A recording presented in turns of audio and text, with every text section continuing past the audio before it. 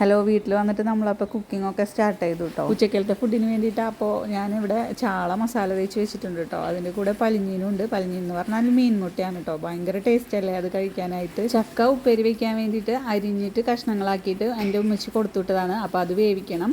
പിന്നെ നമ്മുടെ നാടൻ കറിവേപ്പിലൊക്കെ ഇട്ട് മീൻ വറുക്കാനാണ് വിചാരിക്കുന്നത്. ഒടിക്കുന്ന പയർ കാച്ചിയെടുക്കാൻ വേണ്ടിയിട്ട് ഞാൻ ഉള്ളിയും ഇഞ്ചിയും കൂടെ ചതച്ചെടുത്തത് ഒന്ന് മൂപ്പിച്ചെടുക്കുന്നുണ്ട്. അതിൽ കൂടെ മുളകും കൂടി ഇട്ടിട്ട് നമുക്ക് ഈ ഒടിച്ച പയർ ഇട്ടിട്ട് ഉപ്പ് ഇട്ടിട്ട് നന്നായി വേവിച്ചെടുക്കാം, കറിവേപ്പിലയും ചേർത്തിട്ട്. മുളക് പൊടിനേക്കാളും ടേസ്റ്റ് ചതച്ച മുളകാണ് കേട്ടോ. എൻ്റെ അടുത്ത് ചതച്ച മുളകില്ല, അപ്പം ഞാൻ മുളക് പൊടി ഇട്ടിട്ടാണ് ഇതിങ്ങനെ ഉണ്ടാക്കിയെടുക്കുന്നത്. അപ്പോൾ ഇത് റെഡി ആയിട്ടുണ്ട്.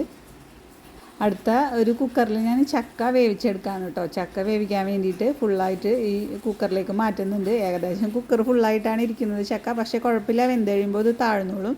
കുറച്ച് വെള്ളം ഒഴിച്ചിട്ട് ആവശ്യത്തിന് ഉപ്പും ചേർത്ത് നമുക്കിതൊന്ന് വേവിച്ചെടുക്കാം കേട്ടോ. ചക്ക ഉള്ളിയും മുളകൊക്കെ കാച്ചിയെടുക്കാൻ വേണ്ടിയിട്ട് വെളിച്ചെണ്ണ ഒഴിച്ചിട്ട് അതിലേക്ക് ഇഞ്ചിയും വെളുത്തുള്ളിയും ഉള്ളിയും കൂടെ ചതച്ചതും കുറച്ച് കറിവേപ്പില ഇട്ടിട്ടൊന്ന് മൂപ്പിച്ചെടുക്കുക.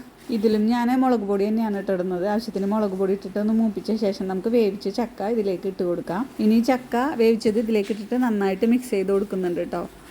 ചക്ക കുക്കറിൽ കുറച്ച് നിറച്ചിട്ടത് കൊണ്ടായിരിക്കും. പിന്നെ വെള്ളം ഇച്ചിരി കുറവായിരുന്നു, ഇച്ചിരി അടി പിടിച്ചിട്ടുണ്ട് കേട്ടോ. ചക്ക കുഴഞ്ഞു പോകാണ്ടിരിക്കാൻ വേണ്ടിയിട്ടാണ് കേട്ടോ ഞാൻ വളരെ കുറച്ച് വെള്ളം ഒഴിച്ചത്. പക്ഷേ അത് പാളിപ്പോയി. കുഴപ്പമില്ല, എന്നാലും മുകളിലുള്ള ചക്ക ഞാൻ എടുത്തിട്ടുണ്ട്.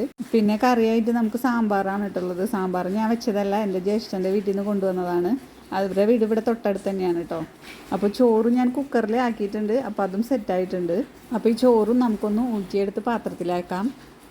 പിന്നെ ഒരു പാത്രത്തിൽ മോര് റെഡിയാക്കി വെച്ചിട്ടുണ്ട് കേട്ടോ. ഇനി അവസാനം നമുക്ക് വെളിച്ചെണ്ണ വെച്ചിട്ട് ആ മീനൊക്കെ ഒന്ന് വറുത്തെടുക്കാം. നാട്ടിലെ നാടൻ ചാളയൊക്കെ ആദ്യമായിട്ടാണ് കേട്ടോ നാട്ടിൽ വന്ന ശേഷം ഞാൻ കഴിക്കുന്നത്. പിന്നെ ഇതിൻ്റെ ഉള്ളിലുള്ള പലിഞ്ഞീൻ അത് വേറെ ആർക്കും കൊടുക്കില്ല, ഞാൻ തന്നെ തിന്നു കേട്ടോ. അപ്പോൾ പലിഞ്ഞീൻ വേവാൻ വേണ്ടി പ്രത്യേക സമയമൊന്നും വേണ്ടാത്തതുകൊണ്ട് നമ്മൾ ജസ്റ്റ് ലാസ്റ്റ് അത് ഇട്ടിട്ടൊന്ന് മുരിച്ചെടുത്തിട്ടുണ്ട്. അപ്പോൾ നമ്മുടെ മീൻ വറുത്തത് റെഡിയായി, ചക്ക തോരൻ വെച്ചത് റെഡിയായി, പയറും റെഡി ആയിട്ടുണ്ട് കേട്ടോ.